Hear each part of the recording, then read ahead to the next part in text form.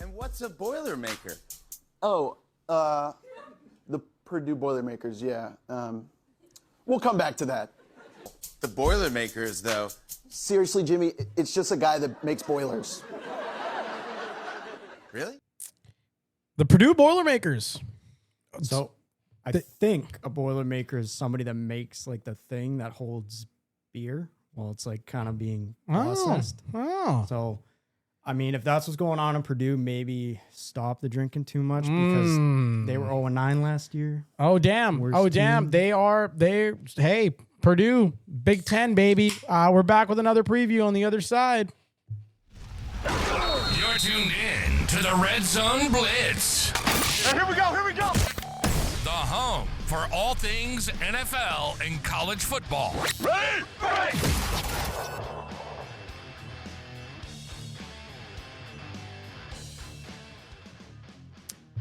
What is happening, everybody? We're back. We're back with another episode. We're doing our due diligence. We're giving you guys what you guys want. You guys wanted college football content. We're coming out with a divisional preview for 4 of the main divisions. Sorry, guys. We apologize to all the divisions that we will not be able to get to. Next season, we promise. We'll do one for each of you guys. We promise every division will get representation. Mountain West, fuck yeah, you guys got that too. But thank you guys so much for showing your support. Red Zone Blitz Pod on the socials, X, Instagram, TikTok. I'm your host, G.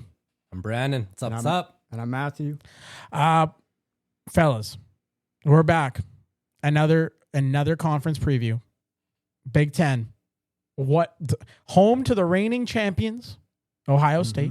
Not for long. You have Oregon, the Quacky Ducks, home to Phil Knight and his lovely Nike merch. Penn State's in there. Great alumni, Micah Parsons. I'm not allowed to talk about the Cowboys. Also, Purdue also resides in this conference. Matthew, what's the full breakdown on the Big Ten teams? Who make up the Big Ten? Yeah, so we've got the Illinois Fighting Illini. That's a beautiful fucking name. Shout out to whoever. Hey, we're gonna be seeing them. Absolutely. Yeah, that's We're right. we're gonna be seeing the Illinois Fighting Illini October 25th in Washington. Hopefully with the one and only Joel Norris. Oh, there it is. Joel. You're coming, buddy. There. This is the call out. And then we got the Indiana Hoosiers. They got a new QB we're going to talk about a little bit about later. We have the Iowa Hawkeyes, the Maryland Terrapins trying to bounce back with their star QB. Michigan State Spartans. We got the Michigan Wolverines. The cheaters. But it, well, No. got a lot of hype with them. We'll talk a little bit later about cheaters. their number one recruit quarterback, Bryce Underwood. Minnesota Golden Gophers. We got the Nebraska Cornhuskers. It's always a good time. Northwestern Wildcats. We have the Ohio State Buckeyes, Yes. the defending champ. Yes. The Oregon Ducks Boom. trying to defend their Big Ten championship title. Penn State Nittany Lions come back strong with the second-ranked team. Drew Lar, baby. He's back. We got... Wait, hold on. The next team is... And what's a Boilermaker? Oh, the Purdue Boilermakers. We got the Purdue Boilermakers. Yes. Yeah. Purdue. Sorry, Purdue. You love it. Hey, Purdue, hit our line. We'd love if you guys want to send us some tickets, we'd love to attend a game. I don't know how we would get there. We would have to figure out that. But hey, we'd love to come support you guys on your journey to not being 0-9. Yeah. And then next we got the Rutgers Scarlet Kings, Scarlet Knights. Sorry, shout out Sopranos. Hey, they play the Sopranos theme song as their entrance when they enter. They do. That's low key. I know everybody has I want to go see this game. That's on my college football bucket list. I want to see this. I want to see that game. I want to go to a home Rutgers game so I can hear we can't play it for copyright reasons, but I want to hear, and I just want to eat my gabagool sandwich like Big Tony and just sit there and just be a part of the light. He never had the makings to be a varsity athlete. He never did. He never did. He didn't have the makings to be a Scarlet Knight, but we'll see if they got a making to make a run. Oh, I see what you did there. And then we got The West Coast. We got the West Coast, the Pac-12 coming into the Big Ten now with the UCLA Bruins. You got the USC Trojans, and then of course the Washington Huskies. Go Huskies. Shout out. Thank you to the Huskies. Very, very gracious, very generous. We appreciate it. We're going to be there October 25th. But we love the Huskies. And then the final team, home of Josh Allen? Yeah. Dare I say? Wisconsin Badgers. Oh, hello. Quite a few notable teams. Yeah. You would say. What are the storylines going into this? What's like one of the biggest storylines you say going into the upcoming season here? Yeah, so the big storyline, we got to start obviously with the defending champ, the Ohio State Buckeyes. So after winning it all last year against Notre Dame with the play of MVP quarterback Will Howard and a star-studded defense. Current Steeler. Yes, that's right. As so is Jack Sawyer. Jack Sawyer, my God. He's a beast. The Buckeyes look to pass the torch to the young sophomore quarterback Julian Sayin. Sayin was the Gatorade Player of the Year in California, coming out of high school as a 5-star recruit, and it was ranked as one of the best QBs in the 2024 recruiting class and the 9th best player in the entire class. He has big shoes to fill out in Columbus after the championship win last year. But, even with the loss of Egbuka on offense and a plethora of players on the defense heading to the draft, I look for one of the best players in college football in Jeremiah Smith on the outside. Jeremiah Smith He's will be going to be a problem. Yeah. He's going to be a demon, and I hope the boys in Texas are ready because that is week 1. If we have not mentioned that. He's poised for a big year. You just throw him up the ball. He's a total playmaker. Some say the best in college football right now. Yeah. And then on the other side of the ball, Ryan Day has returning linebacker Sonny Styles and safety Caleb Downs, who also actually returns punts too and kickoffs. So that's an adamant element to the game. This defense ranked number 1 in the conference, only allowing about an average of 10.9 points per game. With that being said, the pressure is definitely on Sayin to keep the Buckeyes on top. But I believe once again he gets on the field along with teammates, and once the guys that have that championship experience, help him out. He's going to settle in, but that's a tough task, week 1. I guess I'll ask you this. Are Ohio State fans ungrateful? Like, are they, because the pressure in Ohio State to win, from Ohio State fans internally, they give their team, especially their coach, a ton of flack. Like, he's on the hot seat after one loss. Like, they're just ready to fucking get him out the door. Which is wild because it's Ryan Day. He is, put him up there with Kirby Smart. I mean, he's a builder. He's a builder of a program. He's built a program. He's no Urban Meyer. But like, he's definitely a builder of a program. And that's where I like look at Ohio State and I'm like, are they taking things for granted a little bit? Like, do you think that like being an Ohio State fan, seeing all that success, watching those championships, do you think some of that gets taken for granted and like players, coaches, the organization, the school itself aren't given their flowers as much as you would say, like if like another school won? Yeah, a little bit. I think there's a level of expectation with them. And, especially last year, losing in the Big Ten championship to Oregon. And then, coming back, a lot of people were saying that, they don't deserve to be in the spot that they were in. Yeah. Ranked at where they were at. Yeah. They need to beat Michigan. Yeah, they need to beat Michigan. We can't have Dave Portnoy having a giggle fest again this year. Ohio State, figure it out. Like, you got to fucking take care of business. And like, I know you guys are the defending national champions. I don't need a reminder. Thank you. That is great. Like, you do not need a reminder, but I would be a little bit ticked off if like my team could win a national championship, but every year lose to their biggest rival. Like, just beat the fucking rival. Like, get it done. Now, everything in this division, unfortunately or fortunately, depending on who you cheer for, is measured up against Ohio State. Now, there's another team, Penn State, that was right up in there in the mix. They played against Notre Dame. Drew Lohr had a fantastic game. Like, it was neck and neck up until the finals. A lot of people are rating them highly. Polls rate them highly. Joel Norris, our resident college football prodigy, rates them highly. Is this finally the year that Penn State can take that leap and they can actually not just do well for themselves and have a great performance and whatever, like they had a great year, but take over the throne in the Big Ten that Ohio State has their claim on. Is this finally the year you think that gets done? So my mistake, it was actually Penn State that was in the Big Ten championship game against Oregon. They fell short to Notre Dame in the college football playoff under Coach Franklin. But, Penn State looks to bounce back this year with hopes of winning it all in Miami. This team was the top rushing team in the Big Ten last year with the help of the duo backfield Singleton and Allen.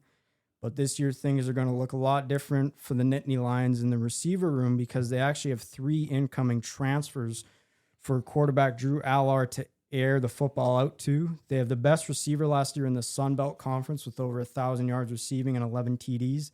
That's Devontae Ross from Troy. Top 5 receiver in the ACC last year, Trebor Pena from Syracuse. And then they got experience with senior transfer Kyron Hudson coming in from USC. So to me, it looks like Coach Franklin is looking to complement his run game here, especially with the loss of their top tight end Tyler Warren to the Colts in the draft. They're looking for that big play out of one of these guys that can help them in close late games drives to win ball games. I believe the season's going to ramp up for them once they play Oregon in week 5. That's a big one. But as this year they leapfrog the Buckeyes, like you said, ultimately I think it comes down to QB play, like Allard versus Sayin. But I just still have the Buckeyes coming out on top. Yeah, I think it's a program versus personnel, basically. Like you would, like to our earlier, and like we talk about this a little bit in our SEC episode. We talk about experience versus like going up against someone who's never done it before. And Drew Allard has the experience. Drew Allard can throw a football. Like he's pretty talented. I'm not going to go into a plethora of compliments for Drew Allard, but he is a talented quarterback. With Penn State, though, I think they have 15 returning starters. So that's huge for them. Yeah. Like they get to bring back that core that was close to a national championship, and they get to bring it all the way back. And I think that's going to be huge. You mentioned Oregon. There's depth issues with Oregon. They get kind of forgotten about because they're a major powerhouse on the West Coast. That typically happens. A lot of media members and a lot of voting committees and the media don't, give the West Coast schools the credit and the whole glitz and glamour of their program. And Oregon was, for a while there, Oregon was making a lot of noise. They're thumping down the throats of a lot of people saying, "Hey, we're here. We're legit. We're going to be there." Now, being in the Big Ten, do you see that changing for Oregon? Do you see this being a year where Oregon makes some noise, or is it going to be kind of another middling year in a very, very tough conference? I think with Dylan Gabriel gone to the NFL and they have a lot of new faces on the offensive line protecting the new QB Dante Moore, I don't know if the Ducks can find the same success that they had from last year. This was one of the top passing teams in the Big Ten last year. They averaged 278 yards per game. I just don't know if Moore is – I feel like he's a bit unproven for the Ducks. And, there's a big question, can he control the turnovers? And can he lead this team all the way? And this is a big test for a defensive-minded Dan Lanning to navigate this ship and try to bring him back to a Big Ten championship win and then to have success later on in the college football playoff. And just on the other side of that, we just said Penn State has 15 starters returning. Oregon only has 5. Yeah, it's going to make a difference. Well, that's down what the happens stretch. when you're a good. That's almost the nature of. That's the nature of college. It's like if you have a very, very good team for like 1 or 2 years, those players are going to get drafted and they're going to go to.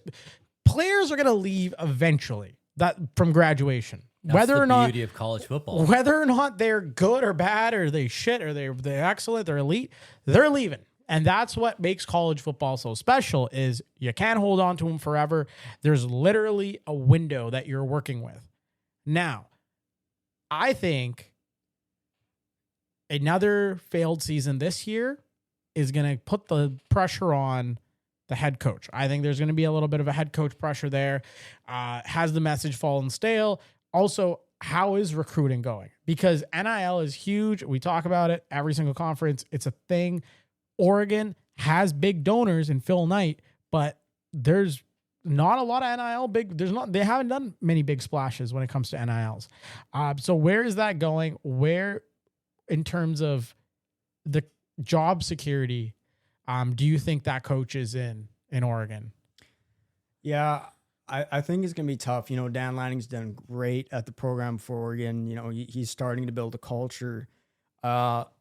You know, to add what Brandon was saying with Penn State having 15 starters coming back, and then you got Oregon with 5, I just kind of miss the old college football where it was like, you know, you had guys like the Arch Mannings, who was a redshirt freshman. He stays there. He kind of learns. Now you're seeing all these transfer guys come in. It's like they got to learn a whole new system. There's a whole new culture that they have to learn that is very big in college football, maybe more so than the NFL. Yeah. And I just think, like, if you have so many of these guys transferring in, you know, it's going to be tough to kind of mold them in as a team and then get to that end goal.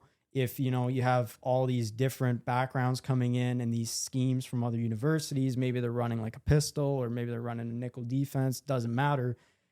But that's going to be a test for Dan Lanning going in with just 5 returning and I think starters. like we won't harp on Oregon too much here, but I think also another thing to play it that comes into play is local recruiting a lot of the time. Like Oregon used to take a lot of kids out of California. That was a big pipeline that they drew out of. And with California's pipeline drying up and more California schools now coming in with NIL money and like programs changing, a lot of kids have stayed local in California. They haven't jumped over to Oregon. So it'll be interesting to see how recruiting changes, how they evolve. Like, do they move their pipeline? Do they try to target some kids from other places? It'll be interesting. Well, with that being said, Oregon, they're kind of doing to Texas what Texas is doing to Georgia.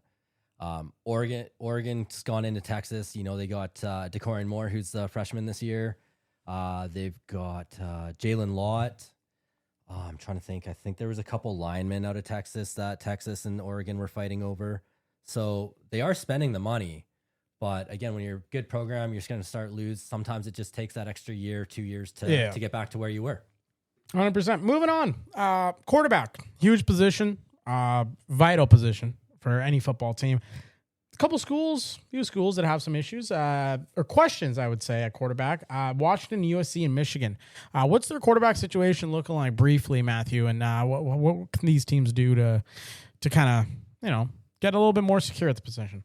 Yeah, so we'll start with Michigan because I think this is probably the biggest story, one of the biggest in college football. Mm-hmm. So after the championship and departure of Coach Harbaugh and J.J. McCarthy, the Wolverines kind of looked a little bit lost at QB.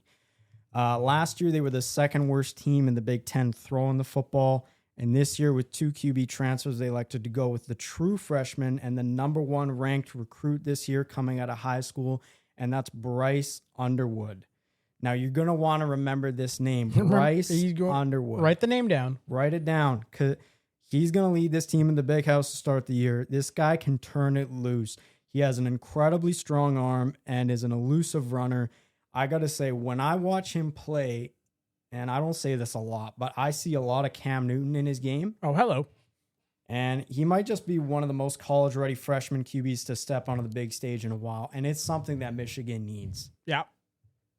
No, electric. To add, I think anytime you have a freshman starting at a bigger program, it's actually exciting whether or not they succeed or not. At least there's pressure on them, kind of thing. There's a little bit of pressure on them as well.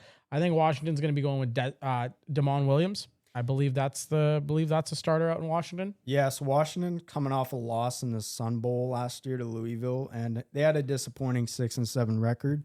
So yeah, they're looking to change that with Damon Williams. The narrative in the locker room is the guys are really rallying behind this guy. And Coach Jed Fish, the Huskies have bolstered up the offensive line too this offseason, and they've added a lot more pieces on defense to contend this year and aim to make a run and a name for themselves now in the Big Ten Conference and just try to get back to that national championship program that they established a couple years ago. A fun little fact about him: he's the first true freshman in University of Washington history to throw a touchdown in his first game. That's a little nugget. Yeah, shout out him. Love what he's doing. Anything for USC? The folks over there on the West Coast. Yeah. So for the USC, the Trojans have Jaden Maeva returning this year to bounce back from a 7-6 record. Maeva had some big games last year against Nebraska, and of course in the Las Vegas Bowl, he threw for 4 touchdowns and he took down Texas A&M.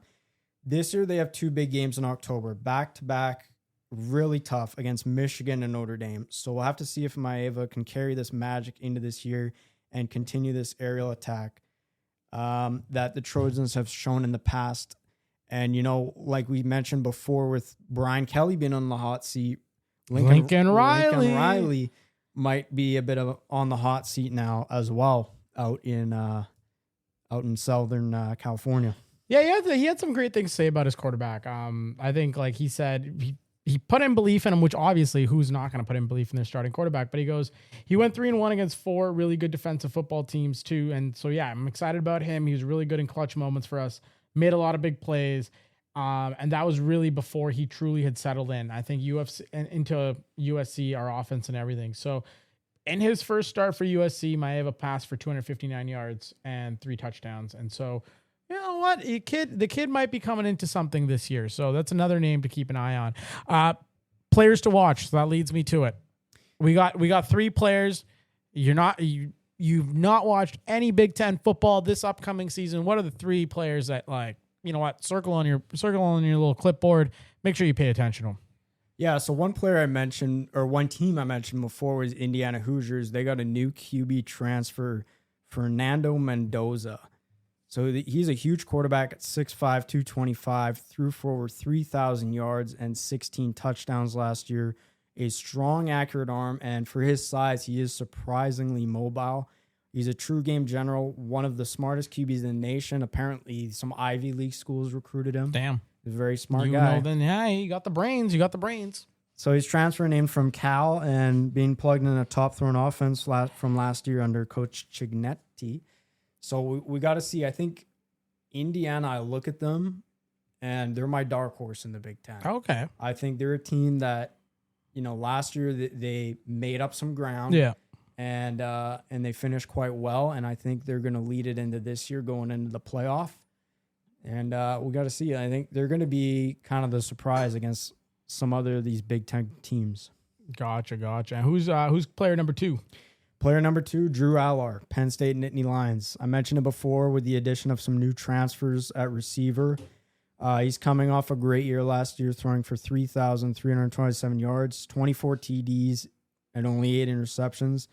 They've got a solid run game. Look for this number 2 ranked team in the nation to run some play action, and I think they're going to air it down the field now with the new additions at wide receiver. There you go. We got 2 QBs, so what about some defensive love?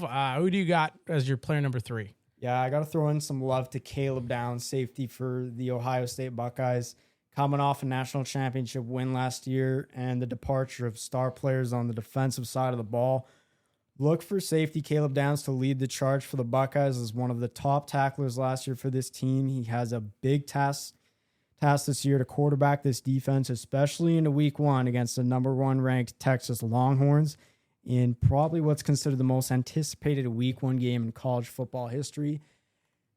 I got to say, for you guys, unfortunately, Texas Longhorns, I know I got to give a big shout out here to one of maybe Mr. College Football, Lee Corso. He started his career in 1987 at ESPN, and in 96, his very first game that he put on, or the first game he put on the head, was Ohio State versus Penn State. So he's returning to Columbus. Unfortunately for you guys, I think he might have some nostalgia there. He might put on that Brutus Buckeye headgear one last time and try to rally these Buckeyes into a win. I don't even care if he does, man. It's just going to be good to see Lee Corso one more time. Oh, yeah. Hey, shout out Lee. Let's wrap up. We don't have much time here. We're running out a little bit of a time. So Which Big Ten power is most likely to miss the playoffs this year? So I'll give you three big powerhouse names.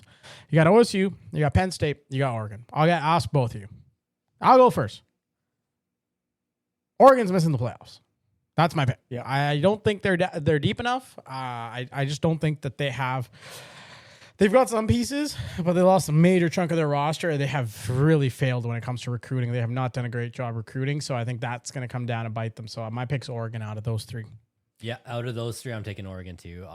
OSU is, they're they're not missing the playoffs, and Penn State, man, with 15 returning starters, I mean they're looking to take that next step too. So out of those three, I'm going to say Oregon misses. I agree with you guys. I think they're going to lose. Here's a hot take from me. I think they're going to lose to Penn State and Indiana back to back, and then their season's just going to crumble from there. Damn, there it is. It was an Oregon sweep. I'm a Cowboys fan, as listeners know, for greater or for worse reasons. So I'm always curious to know about, who's got the bigger brand right now? You think it's Michigan or USC? I think it's Michigan. I think with the addition of the number one ranked recruit in the nation coming out of high school, Bryce Underwood, like this guy is legit. And like I said before, he's a true freshman, but he's a true collegiate player. When you watch him play in high school, it's like a men amongst boys. Yeah. This guy's a dog. I think Michigan needs this. And especially when they go to play Ohio State in Ann Arbor later on, actually to end the year. They're going to need that from him with his mobility. So, but he just brings something, like you said with the Cowboys. It's one of those players where he's going to sell jerseys. He's going to sell merch, sell tickets. Yep. He's a flashy kind of player, charismatic kind of guy. And Michigan needs that. And they're definitely the bigger national brand, in my opinion. Can't argue with that. Yeah, I'm saying Michigan too. Can't argue. Shout out to the Air Jordan collab. That changed things forever. Last question, fellas. Which team wins the Big Ten championship this year? Penn State. Bang. Wow. Penn State over Ohio State. Wow. I got the opposite. I got Ohio State over Penn State, but I think Penn State's going to get some revenge in the playoff. I got a nice team here. You know what? You know who's going to win? Don't say Purdue. No, it's not Purdue. It's going to be the Washington Huskies. Shout out to the Huskies. Shout out to the Huskies. Do you guys have a team in the Big Ten you think you have your eye on that'll surprise the rest of the competition come playoff time? Yeah, I honestly do think the Huskies will. I think the Huskies, for the most part, took a step back last year, and there was a lot of noise. Obviously, DeBoer left Alabama, and there's players graduating. There's a whole bunch of stuff happening. But I think for a program that you know what? They don't get the national attention that unless they're in the national championship, they don't get the national attention that they should deserve. I think they're going to surprise some people this year. I think they're loaded up with some talent. They've done a great job recruiting, and they've got some players coming back this year that are going to help them. Every year you get a little bit better. So I would say the Huskies. Brandon? I'm going to say Nebraska. Matt Rule is head coach Matt Rule. He's going into year 3. Now, if you go look at his third years at both Temple and Baylor, forget his NFL stint with the Panthers, but they've got a solid team, and they've got second-year quarterback Dylan Raiola. But they also haven't beaten a ranked opponent since Oregon in 2016, so that's a long time. Dylan Raiola, the Patrick Mahomes lookalike? Yeah. So they get that chance actually again week 4 against Michigan. So that's a big time matchup for Nebraska. If they can win that, they've got a winnable schedule. So if they win that game, the only other real test is Penn State. So I would look out for Nebraska as my dark horse in the Big Ten. Hey-o. Yeah, and I mentioned it before, Indiana. I think the Hoosiers are a dark horse. Last year they had a Canadian quarterback, actually Curtis Rourke, who actually was hurt throughout the year a little bit. Yeah. So it's something that Coach Cignetti kind of had to work with. But I think now he gets Mendoza, really smart QB, can really whip the football. I think they can build this program, can honestly do something this year. That's Nathan Rourke's brother, right? From the BC Lions? Yep. It is. That is Nathan Rourke's brother. Love it. Wrapping up, are there games that should matter in the Big Ten? Like, give me 3 games that you're like, you got to watch these. Obviously, we got Ohio State, Texas. That's a big game. But other than that, what are some other games that you're like, you know what? If you're watching Big Ten football, you got to watch it this year. Yeah, September 27th, you got Penn State versus Oregon. This is going to be a test for the Ducks on defense, and then even for Penn State too on offense, if they can click. I expect they're gonna run the ball quite a bit with their 2 running backs and kind of share the rock a little bit. And I got Penn State in that game, winning that one. What about you guys? Penn State or Oregon? Penn State. I think Penn State's gonna take that one. And then what? This is a layup for you. What's the last one there? Oh man, Michigan versus Ohio State, the game. All right. And when it comes to college football, I don't know if there's a bigger rivalry than this. Like, no disrespect for the Red River rivalry, It's up there. But I feel like it's kind of been one-sided. Yeah, this is definitely, there's a lot at stake here. And I think this is the first time you see a national champion that should be like in the driver's seat and comfortable going into a game, probably not so comfortable. Who's the home team this year? I believe I think it's in Michigan. Oh, it's in Michigan. It's at the big house. Oh, baby. Yeah. I believe it's in Michigan. I believe so. Yes, sir. November 29th. I'm going to take Michigan in that. If that's at I do home, too. I'm taking Michigan again. Yeah. Yeah, that's At gonna home? be a wild time. If it was in Ohio State, I'd say Ohio State might finally, but being in Michigan, I think Michigan keeps it going. Awesome. Well, there you go, guys. There you go. That marks another division or conference preview. I keep saying division. Conference preview for college football. We'll be back. We'll be back with some more. Before we leave, we just wanted to say thank you again for all your support. This has been insane. The season has not officially started yet for NFL. We are just in like week 0 of college football, and you guys have shown us so much love. How much love, Brandon? So much. Oh, bam. How much love, Matthew? So much. There it is. If you guys don't follow us on the socials, Red Zone Blitz Pod, X, Instagram, TikTok, get on there. I promise you, it's great stuff. It's a great time. If you want to reach us in any other way, in any other capacities, whether that be sponsorships, you want to get in touch with us, you want to talk some shit to us, you are an Oklahoma fan, you are a Philadelphia Eagles fan, you cheer for LSU and you feel like Matthew should be more proud of his LSU lineage, or you're a Michigan or Ohio State fan, any sort of questions, inquiries, you want to write to us, you're a depressed Colts fan, we get it. We're here for you. You can hit us up, redzoneblitzpodcast@gmail.com. Until next time, we'll be back with some more previews. We'll be back with our regular episodes. We can't wait to get this football thing started with you guys. Thank you for being a part of the journey, and we'll see you on the other side. Later. Peace.